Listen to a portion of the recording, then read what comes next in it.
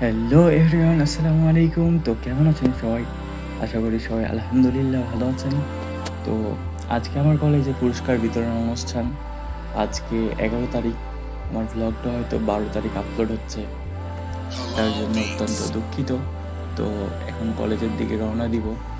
আর কয়টা প্রাইজ পাচ্ছি না পাচ্ছি আপনাদেরও দেখাবো। আর এখন সকাল হয়ে গেছে, প্রায় 9টা বেজে গেছে। 10টা হতে হতে আমি কলেজে পৌঁছাবো। তো এখন কলেজের উদ্দেশ্যে রওনা দিব। তো ভিডিওটা দেখতে থাকবেন, আশা করি ভালো লাগবে। তো বাসা থেকে বের হয়ে আগে চারদিক দেখে নিলাম যে নদী পর্যন্ত আগিয়ে দেওয়ার মতো কাউকে পাই কি পাই না। তো কাউকে না পেয়ে আমি হাঁটা শুরু করলাম। তো ব্লগটা উপভোগ করতে থাকেন।